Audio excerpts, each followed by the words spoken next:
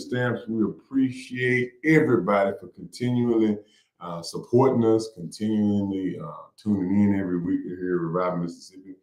Our co-host, Mr. Jason Clark, he's out there, but he will be back next week. He's been a little under the weather the past few weeks, but he's coming back strong. We appreciate all the prayers there. As we begin every show, we always say, let's remember those folks who are going through bereavement. Bereavement is a very trying situation. You got people who go on every week, who we know that we got to support folks. We know we got to continue to take care of folks and continue the legacy that they left behind, because many folks in our community have worked their whole lifetimes and their parents' lifetimes and for generations to bring us to where we are. So let's remember everybody who's going through bereavement, because you got to be a friend so you can have a friend during your time of need. Because one thing I know, you will have a time where you gonna need a friend. I see it every day. I see it every day where we got folks who need a friend, because life is hard. Life is hard. It gets real hard when you try to do it by yourself and without a support network and effective coping skills and how to navigate, because this is not the same world that we grew up in. So we not only have to prepare ourselves, we have to prepare our children for a world that we don't have. We don't have it all figured out ourselves. So make sure you reach out to folks who are going through bereavement, help them cope through it. But more importantly, help folks cope through life. Life is hard, and it takes friends to get through it. Here at Revive Mississippi, our sponsors for today's show, Mr. Micheal Jordan, the Micheal Jordan Transportation Service. You can go to www.mjstransportation1 for your transportation needs. That brother does great work. He always is, Johnny on the spot, always supporting, and I appreciate him. So he's just a good brother. Again, if you're looking for good quality transportation services, you need a ride to the doctor and so forth. Let me catch you. We got a call already. Hello, caller. Welcome to the show. What's your question or comment? Hey, Mr. Steph, how you doing? I'm doing well. What's up with you?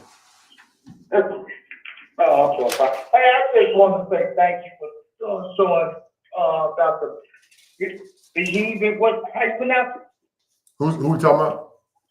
When you said thank you for praying for the one that's going through bereavement. Oh yeah, pray for the folks who are going through bereavement. Yeah, because people, it's hard. Bereavement is hard. Yeah, I want to say thank you for that, because I lost two of my parents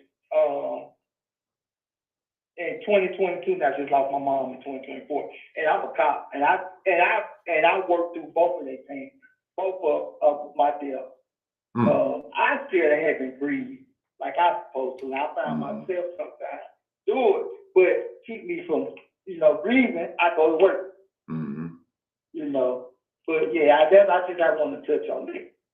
Well, brother, hey, take time. I tell everybody, go talk to somebody, lay on somebody's couch, because if you don't grieve, then you don't transition the relationship. See, we had a physical relationship, but when that physical relationship is over, and now it must become a spiritual relationship, it takes a transition to get there. They've just gone to a different realm, but you can still feel the presence. You can still, get in your quiet space and connect with the folks that have gone on. So I just tell folks to just, make sure you grieve properly, but more importantly, transition the relationship. It's never over. I talk to my grandmama all the time, and she's been gone. You got to continue that relationship, because they live inside of us. They live through our works and through our actions and through our deeds. My great grandfather and grandfather and grandmother, they live on it with the Lord, but looking down over us, still guiding us, still directing us. And we should never disconnect ourselves from our ancestors. That's not in our culture. That's something else, to think that death is over. It just transitions to a different relationship. That's right. Okay, then. So I'm gonna let you get on with your show, man. I just want to call in and just say that. Hey, I appreciate you, brother. God bless, and I love you. Have a happy Christmas, Merry Christmas, and Happy New Year. Yeah, ladies and gentlemen, it's bereavement's rough. So we just got to make sure that we be a friend so we can have a friend during our time of need. Back to our underwriters. Underwriters for today's show, I said Mr. Michael Jordan Transportation Service. If you want some good food versus fast food, SuperBurgers has always been doing the same thing it's always been doing in the same place it's always been doing. Also, Hemp World South and Therapeutic Lounge at 4270 Robinson Street in Jackson, Mississippi. Right there across from Piccadilly's. Y'all know Mr. Mac Epps, longtime co-host of Reviving Mississippi. Now he's transitioned, had his own show on, and he also has created a business and created an economy and created jobs himself personally. So over at Hemp World South and Therapeutic Lounge, they have many types of CBD products, hemp products, legal hemp products, of course, and they do great work over there. Also, MBar Jackson, they do good work over at MBar. They always supporting things we're doing. And Mississippi Prince and More, Miss Karen Nelson. She came aboard she's been here a long time. She used to co-host the show back in the day, but now she's going on and she's become one of the top vinyl distributors. It's not just printing shirts.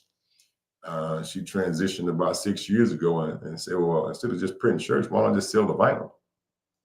And she has great prices and great service.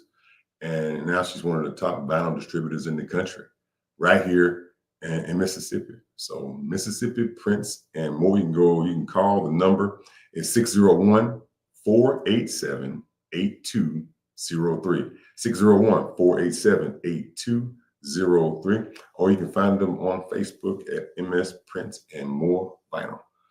And today, we're going to take a moment on today's show just to reflect a little bit. Just to reflect a little bit, because this is it's not the last show that we're going to have of the year, because y'all know we work on holidays. Hey, what's going on, Brother William Cork? I appreciate you. That Brother Bill Cork, as he's commonly and affectionately called, is one of the top economic developers in the world. He just chose to work right here in Mississippi. And we appreciate him for his hard work and dedication, him along with the governor's office for pushing us into a brighter economy. Most folks don't know that during the Governor Phil Bryant's tenure, the 8 years that he was governor, we were able to produce about $7 billion of economic development. And that was hard work, admirable during that time. But just this year alone, with Mr. Bill Cork's leadership, we produced upwards of $20 billion in economic development in 1 year. Now, last year when we were campaigning, we said we're going to create $100 billion of economic development, and we're going to create 100,000 jobs. People were like, this joker is crazy. But that's what hardworking folks, we looked at the folks that are over MDA and the talents and skills and abilities and the things that was possible if we just believed and tried to achieve. And that's what excites me about Mississippi, is because we're at a place right now, we got folks in place that are trying to achieve. We're going to get Mr. Bill Cork to be a guest on the show to talk about some of the things that are going on. And so you can just hear from other people other than me. But Mississippi is changing, y'all. Mississippi is evolving. I wouldn't say change, evolving is a better word for where we are, because as a state, we are evolving to a new place that we've never been before. We are evolving to be better than we've ever been before. Many of us think of Mississippi in the wrong light, so we project the wrong light. If we think of ourselves with the lens of our past, and we should respect our past. We should learn from our past. We should never repeat the negative parts of our past. But the things where we work together, where we can grow, we should do those things. And those things are happening all over the state of Mississippi. You just watch the news and follow it. It's a bright day in Mississippi, and the world is taking notice of the hard work that's got what's going on. Mr. Timothy Brown, how you doing, Timothy? How you doing, brother? We appreciate you for always tuning in every week. But more importantly, for being a good friend. Timothy Brown is a great friend. That brother, he gonna call me every night to check on me. Let me catch his call. Hello, caller. Welcome to the show. Okay, she hung up. But call back, call if you get a chance to call back. Today, I just want to give a quick update. There are many Christmas activities and events to go to all across the state. I want to say, folks, be safe as you travel, but make sure you pay attention to your diet, because if you eat the sweets at every stop, then it's going to be a rough time for you. So make sure you pay attention to your diet as you go through this journey called the holidays. My prayer, and I've said the same prayer over and over again for a couple of days. I want to pray for gratitude as we, end this year. We should all be grateful, first and foremost, that we're still here. And secondly, we have a sound mind. I used to hear seniors and our folks and my grandparents used to talk about, I just want to be in my right mind. It's a blessing just to be in your right mind. So we should have a higher degree of gratitude. So over the course of this holiday season, find ways to express the gratitude that you have for the blessings that we've all been given. If you have the faculties of your limbs and your mind, there's some folks don't have that. There's some folks that are stuck in a dark place. And if you, got measurable degree of health and strength, let's appreciate that. We got a couple of announcements for today's show. Love Thy Neighbor, Family and Friends Vibes, December 21st, 2024, 4:30 to 7:30 p.m. All are welcome to come as we fellowship as neighbors to give away free toys and household items. There will be live entertainment as well. Free food being served, raffles and events will be held as well. And this will be at Christ Tabernacle Church Auditorium.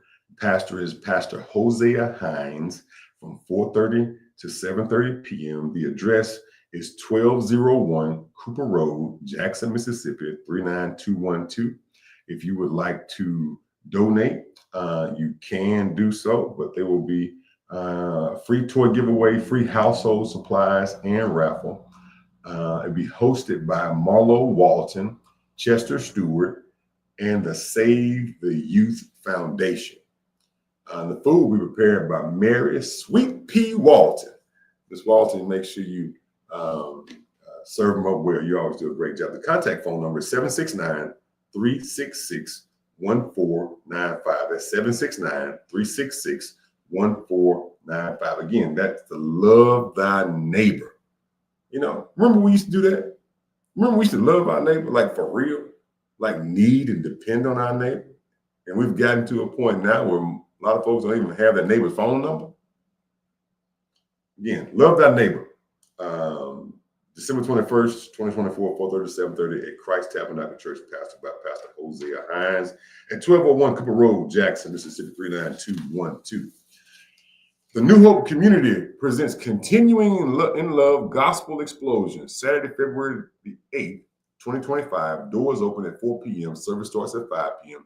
Held at New Hope MB Church at 935 Highway 469 in Pearl, Mississippi. Reverend Lamar Boone is the pastor. Lee Whitehead is the organizer. It is a free entry event. You'll have the B&H Singers, the Wilson Singers, Noel and Friends, the Cobbins Brothers, the Golden Gates, the Gospel Melodies, J Child, and Destined. Again, host is Brother Larry Armstrong from WMPR 90.1. For more information, you can call 601-291-0156. Again, that's 601-291-0156. And devotion will be held by none other than Pastor Joshua Myers. Also, we have the Medgar Evers Library Christmas Toy Drive. New unwrapped gifts for kids in need this Christmas. What do we need? Baby toys, kids toys, age 1 to 12 years, teen gifts, For health and safety concerns, we can only accept brand new items. Donations accepted until December 23rd, 2024 by 5 p.m. The toy drop-off location is 4215 Medgar Evers Boulevard, Jackson, Mississippi, 39213.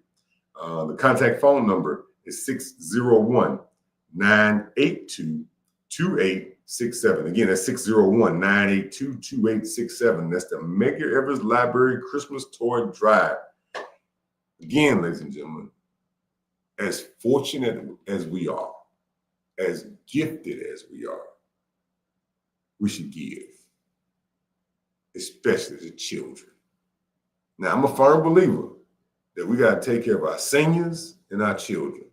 If you're in the middle, you can work, right? I believe if you're a working age person, you work. But them senior citizens and those children, our children are being left behind. And they're children who don't have a gift. They're children who will go through the season and not receive anything. Those are the people we help. We help folks. And we help all folks, of course, but the specific attention and the things we do are given specifically senior citizens and children. And you can participate in the toy drive.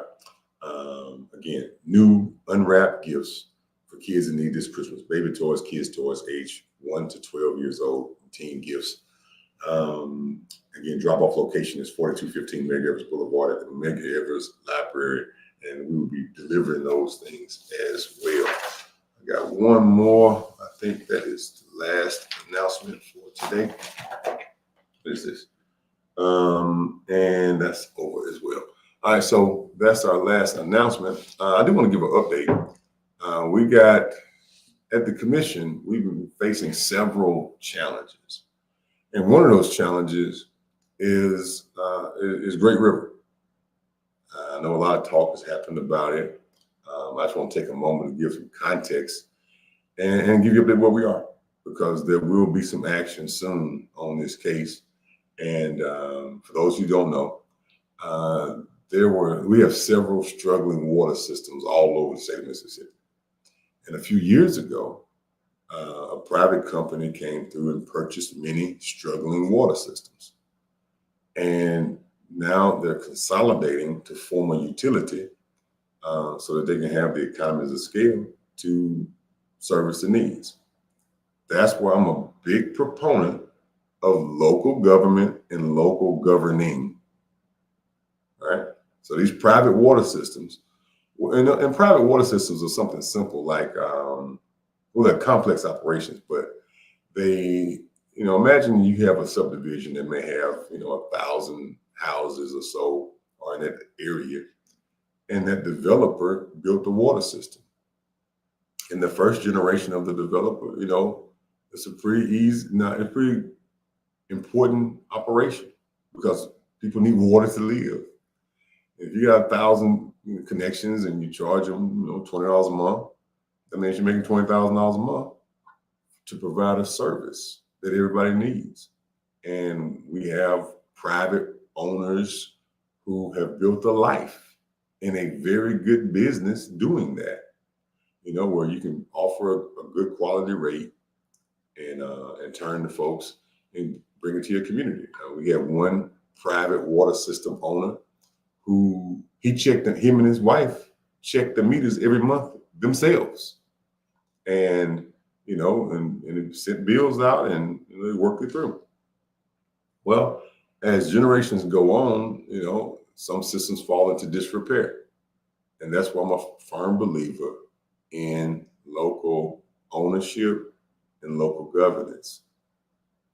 It should be a crime for some of these water systems to be allowed to be in the condition that they were in. Part of that's on the government. I'm a firm believer that the government failed in continuing to properly inspect these systems to be in such a level of disrepair. So then also many of these systems, one young man testified in the hearing. And for those who don't know, the Public Service Commission is a quasi-judicial body. He was a previous owner who sold one of his systems to Great River. And he said that if he was allowed to get a small rate increase, just a few dollars, he would never have sold. So I'm investigating several things in this because it seems to me, again, I haven't all fleshed out yet, so don't write news stories about this, but initially, based on the testimonies that have been in the open public, that government played a hand in these systems failing through not approving small rate increases over time in a timely manner and basically driving people to sell their businesses. Now, a local privately owned water system is far different than a national corporate system. There is a distinct difference in that. And so Red River has purchased several systems across the whole state of Mississippi. It is not one district that over the other one. They have purchased systems across the whole state that were in disrepair. And I believe if the government have governed better, some of these systems may not have been sold based on the testimony. And when people come before us and talk, it's a quasi-judicial body. That means that there are laws for lying at our proceedings. So we got to make sure that these small water systems all across the state are governed better, and so they don't have to be sold to some larger private company. That's why I'm a firm believer in local control of these systems. And I see Ms. Pace said, yes, we have several citizens in our community that feel that they are ignored by Reedtown Water Association. Now, let me give us a distinct difference. The water associations, now you have privately owned water systems and you have associations. Associations, each person that gets the water is a member. The association's members elect a board. The board sets the rates and hires the operators to maintain and service the system. Now, in the association's lane, that's not in the privately owned lane, but it's association ran. And the water boards are important, and we need good folks on the water association to make tough decisions. Because it seems to me, that's just me, it's not the state's view of this, it's just my own personal view, is that when you're at, $15 or $20 a month for a water bill, and you know that you need to replace pipes, you need to do maintenance. And as a board, if you're afraid to raise the rate from $20 to $22 because people don't want to do that, but that means you don't want to do your job in making sure that the service is reliable. So then over time, by being fearful of adjusting the rates to solve the problem, you end up with 20 years, 30 years of deferred maintenance, and you have systems on the verge of failure. And now you don't have the money to solve the problem. And then another company comes in and purchases that system. And now they're going to raise the rates to solve the problem. But if you have gradually raised rates and then reinvested in the institution over time, you would not have had so much deferred maintenance, which means the future rates would have been lower than somebody who comes in, assesses the situation, and then raises the rates. So that's why local ownership, local control, but more importantly, effective local governance is critical to these water systems for their futures. Now, y'all know I'm a small business, local ownership and control kind of person. I don't rail against the corporate and the stock exchange companies, but I do know that for us in the areas that we represent, those rates are beyond affordable. when you got to, pay the stock market too, those rates can go above what people can actually afford. And when I tell you that hearing broke my heart to sit there, one lady came before us and she was basically in tears. And she said, and I won't trigger nobody, but I want to say exactly what she said. She said it feels like, she said it hurt real bad. I don't want to repeat what she said. To hear the testimonies of what people are going through.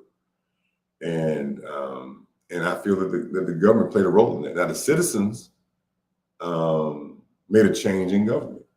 The citizens identified that there's a problem here.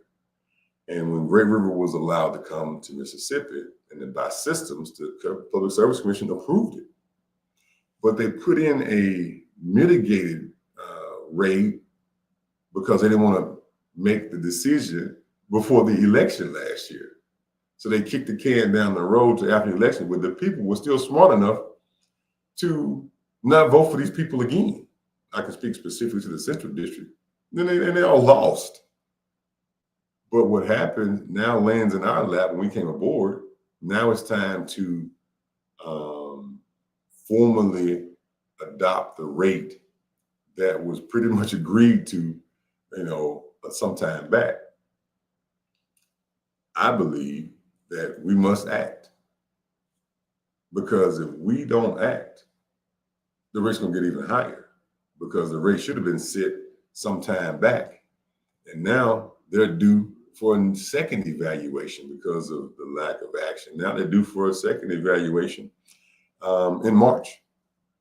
And if we don't vote for what's on the table, then we will have, if it fails, then, they will, of course, appeal to the Chancery Court and we'll go to the Supreme Court.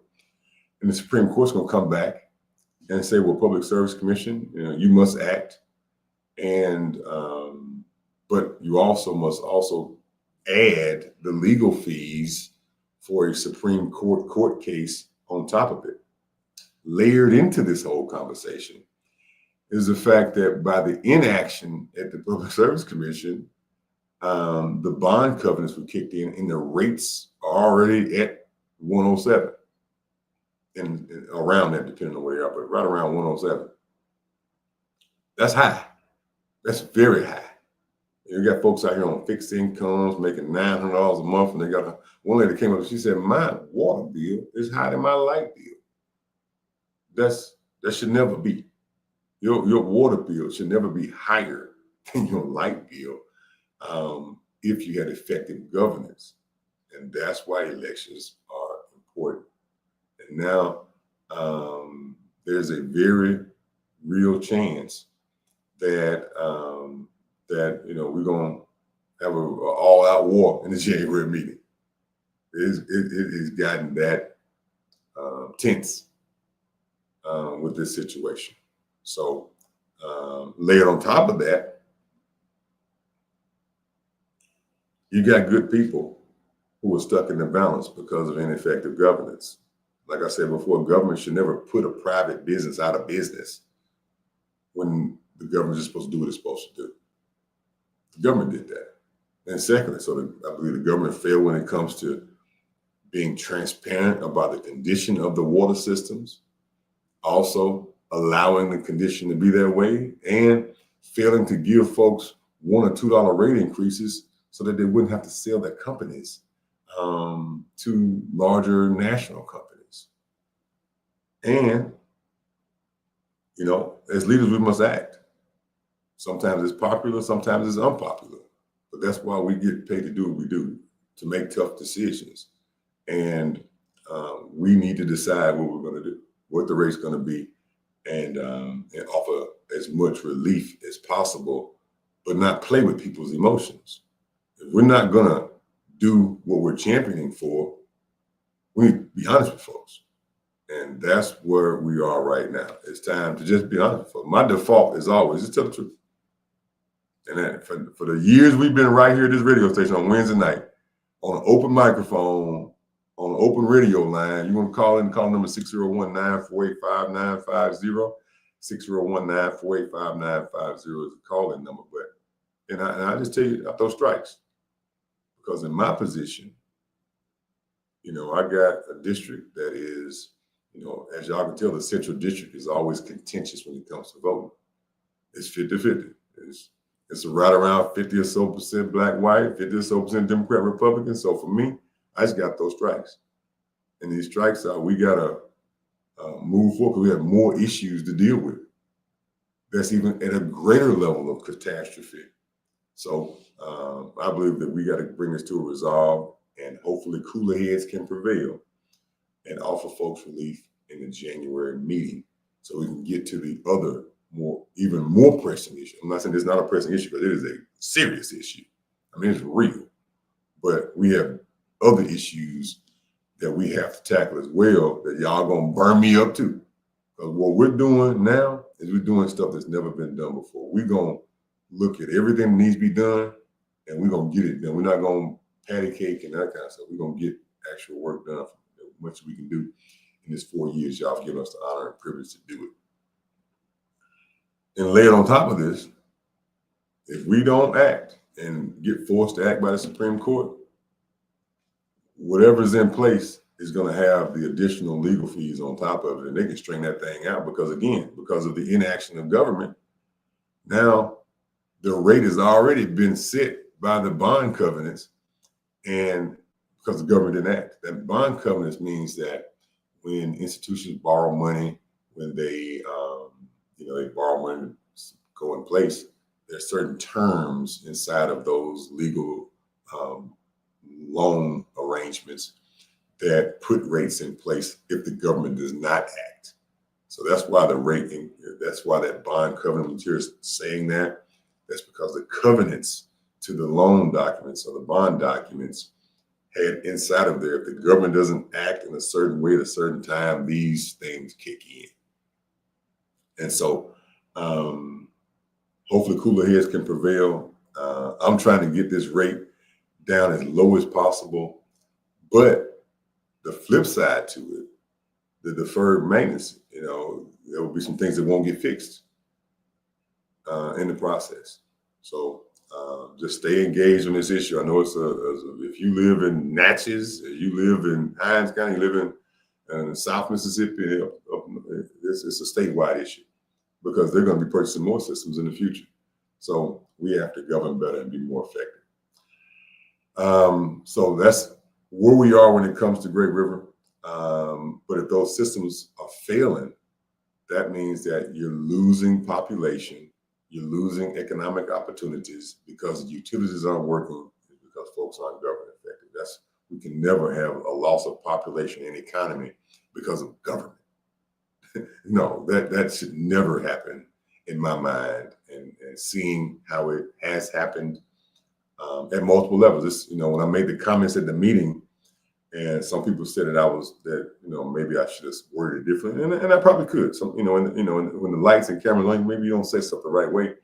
But I said this is just Jackson, but at a statewide level, when you have inaction and deferred maintenance and people not making the appropriate decisions in a timely manner. We've been here before, y'all. So for me, I'm not uncomfortable in this space, because when you come up the rough side of the mountain, when you come on the rough side of the mountain, it's a little bit different. And my heart go out to folks, but the government failed, and we're here, and I'm gonna make sure that the government stop failing. That's what y'all asking me to do, is to make tough choices, and it causes me to have sleepless nights, to look folks in the eye that's in pain and to see the true condition. And those are just folks who came to the meeting. The thousands of other people who couldn't get a ride, couldn't go, couldn't come testify, that's hard. And so I just want to say we stay engaged in this issue, and hopefully we can get to a resolve relatively quick.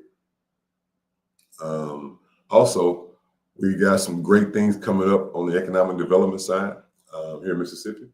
We got hardworking folks that are working very hard to bring more economy. I mentioned earlier in the show that we're at about $20 or so billion of economic development this year alone. Hopefully, before January 1st, we'll be done with another major economic development project. I can't speak on it today, but hopefully by the 1st, we'll be able to announce another game changer economic development project that's going to create jobs for folks all over Mississippi. So remember, we started off the year with Amazon, and then we went through the Marshall County plant up there in Marshall County, and we sprinkled around economic development projects all over the state, working with our economic development partners.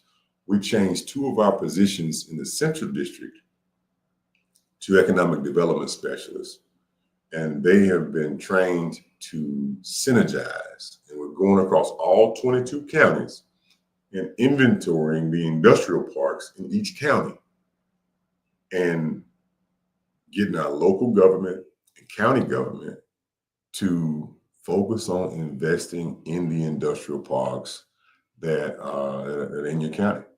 Because it's just like trying to rent out a house. You gotta upkeep and you just can't have a flat piece of land out there and say that's our industrial park. You gotta make sure you invest in the industrial park so that they can be marketable. Hello, caller. Welcome to the show. What's your question or comment? Hello, yes, Mr. Commissioner. I want to know, is any of that economic development in Hinds County? Oh, yes, ma'am. Yes, ma'am. Okay, what is it? Well, if I can, what is development? As soon as I can tell you about it, that's why I said, hopefully we can get these couple things done. Oh, that's right, what it is. Right. Okay. Yeah, as soon as I can tell you about it. You know I'm always pro everybody, Mississippi, but you know I'm pro Jackson. All right, Yeah, Hinds County. that's right. And so if we can get things to work together, we will definitely announce it when we can get some things done. We have ribbon cuttings in Hinds County and Jackson, every day of projects. But we're gonna work together, and read, because what I see right now, and I'm glad she brought up Jackson and Hinds County. What I see for Jackson and Hinds County is we got to rebuild trust. Yes, Mississippi has had race issues, we've had economy issues, but at this juncture, we're in a weird situation where the citizens have lost trust in City Hall. City Hall has lost trust in the Capitol to a degree, in some specific, not all the way, but to a degree. The Capitol has lost trust in City Hall and in the courthouse. So we got to rebuild trust, because when you talk about billions of dollars, not thousands, not millions, but when you talk about sitting down at the table to maneuver billions of dollars, there must be a high degree of trust. And working with my supervisor and other supervisors and level-headed folks in city governments and all the municipalities. We have 95 municipalities in the Central District and 22 counties. So if we have 95 municipalities, that means we have 95 mayors, and we have over 100 and some supervisors. So we're working on rebuilding relationships that's been strained and getting people to collaborate, not compete. See, Jackson should be competing with Brandon or Pearl or anybody in the whole state of Mississippi. They should be competing with Birmingham and folks across the world. And that's what we're changing Mississippi by putting Mississippi in a position to compete globally and not just have this local infighting thing. Specifically to Hinds County, you can look at examples of folks working together. On the coast, while you may have several counties on the coast, it's one coast when it comes to the coast. They champion together. When it comes to up in the Columbus area, in the Golden Triangle is several governing bodies and county governments working together to create something. Up in North Mississippi, you got the South, and same thing with the Delta. I've finally identified my real role and gotten comfortable in it. And I realized it when we were in Greenville at the groundbreaking for the largest economic development project in the history of Mississippi in the Delta. $1.2 billion Delta Blues power generation plant. And I sat in the audience there and I saw the mayor, the president of the board of supervisors, the governor, and Congressman Thompson on the stage. I found it, that's my role. That's my role, is to put folks on stage who may campaign in one light, campaign in one voice. See, we have to, once the election's over, now it's time to collaborate. It's time to work together, because while you're campaigning, you're in a mode to get elected. But you should not take your campaign and turn it into governing the same way. You can take the same values and principles, of course, never leave the principles that the people voted for you for. But now when it's time to work together, the citizens of Mississippi are sick of divisive leadership. They're sick of this butting of the heads. No, they want Mississippi to prosper. And so that's what I feel like my role is to put folks on stages working together to solve Mississippi's problems. And when I was in Greenville that day, I sat front row, and looking at all the hard work it took to do that. You just don't put $1 billion in the Mississippi Delta just off the top of your head. These are historic, game-changing things that are happening, and I don't believe that we're celebrating or articulating them enough. You got Congressman Thompson and Governor Reeves on the stage. You have the mayor of Greenville, Mayor Simmons, and you have the president of the Board of Supervisors, Supervisor Carl McGee. These are people who may campaign or politically be in different spaces, but when it's time to govern, everybody got to sit down at the table and make a list of what we agree on and work aggressively hard. Our staffs must work aggressively hard at producing and performing for Mississippi, and not just campaign while you're in office. Serve. Once you raise your hand for the swearing in, now it's time to serve, collaborate, solve problems, and work together. It's not time to campaign anymore. So for those who choose to do service like that, I just think it's an ineffective strategy to campaign when you're supposed to be serving. You campaign during the election time, and then once you raise your hand, it's not time to get to work. It's time to produce and perform. So as citizens, and this is me, a comment as a citizen, I want our leadership at every level to run good, clean elections, be honest, challenge each other, to make each other better. Elections are important, campaigns are important. But the campaign style should shift to effective governance and working together. That campaign stuff should not drive how you govern. You must govern in an effective way so that people can live a better life. So the citizens of rural Hinds County feel that right now, only one of the Board of Supervisors is working in the rural areas, that's Supervisor Smith, but all of them except. Okay, and this is straight from the citizens. Let me put my glasses on so I can read this effectively here. Miss Patty Mace is coming on Facebook, and she says the citizens of rural Hinds County feels that right now only one of our Board of Supervisors is working in the rural areas, that is Supervisor Smith, but all of them except Robert Graham has areas in rural communities. These communities are being neglected. The municipalities have their mayors and city council and aldermen, but the rural areas only have Board of Supervisors. How can we get service from them that is needed? Well, first off, I want to say that there are supervisors who are working in the county. We must all work better and be more effective in how we do. I think Miss Patty lives in Supervisor Smith's district, but I know my Supervisor Evans is hard at work, and several others are hard at work, but we can all do better.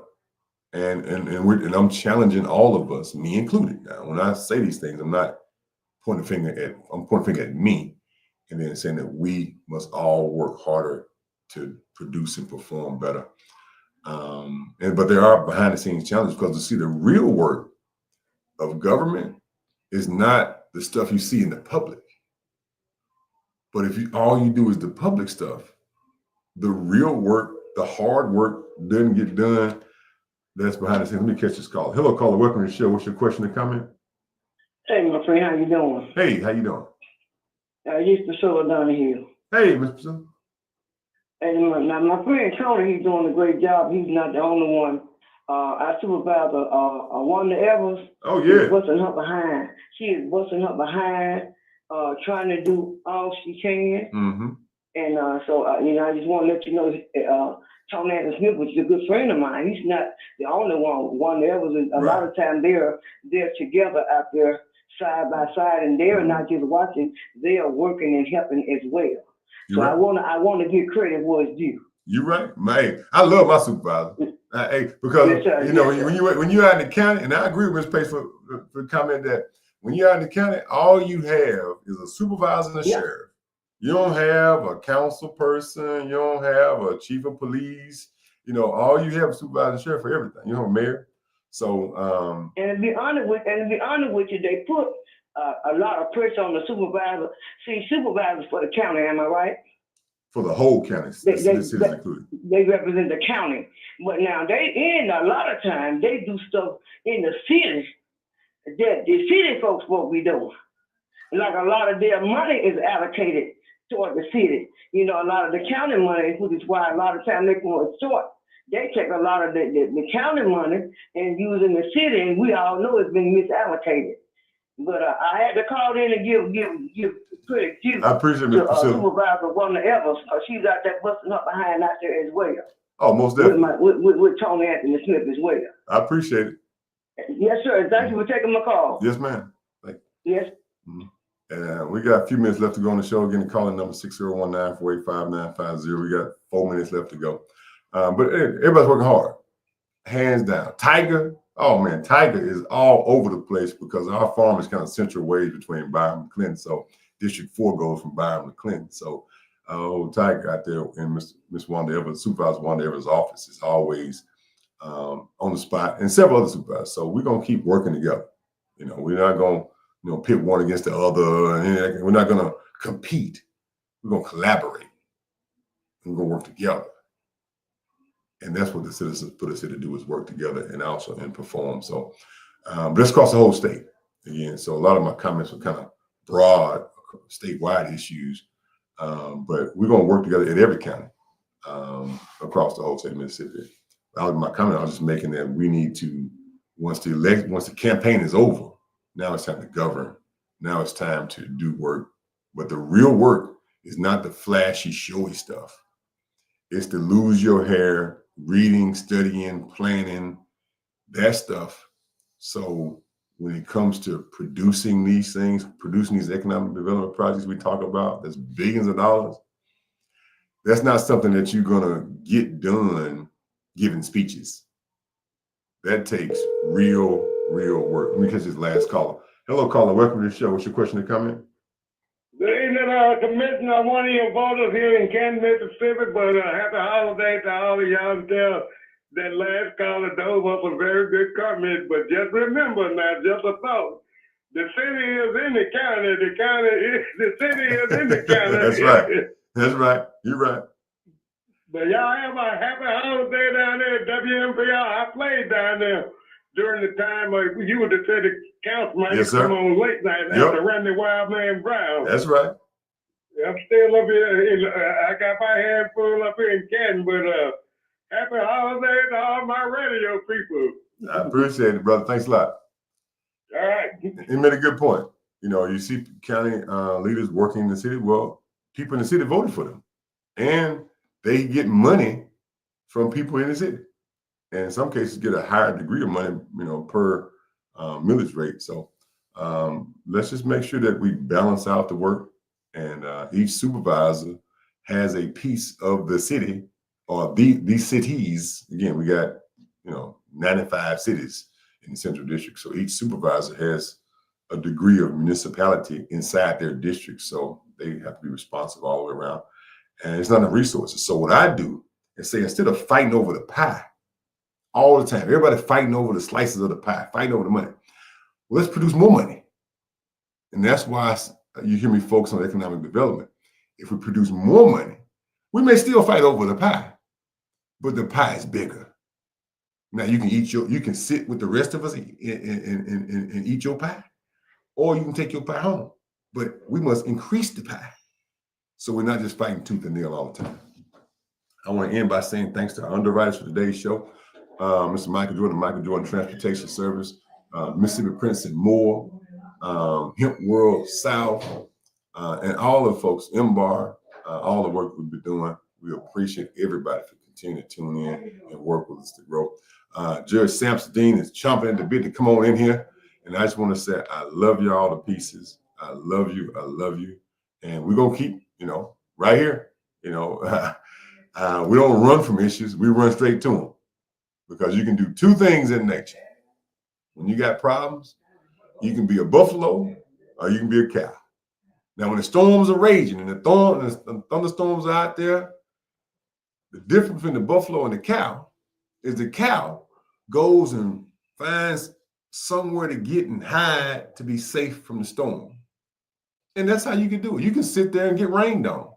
Well, the buffalo said, I'm not going to sit there and get rained on. The buffalo, they get in a herd and they run straight through the storm as fast as they can. Now it's more tragic. It's going to be brutal, but you're going to get through the storm quicker because you run straight through the storm. And what we're doing now is transitioning Mississippi from cows to buffaloes.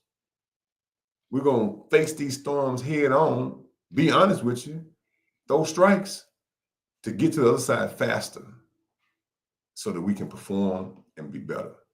Because the sunshine is on the other side of the storm. And we sit in and lay in the rain. Who knows? It might rain for a week. But we run through that storm, it's only going to rain today. It's going to be rougher, but we got to be together and we got to be genuine and honest. So that's what we're prepared to do. And we're going to end this show like we end every week. Have a safe, happy holiday season. Be grateful for what you have.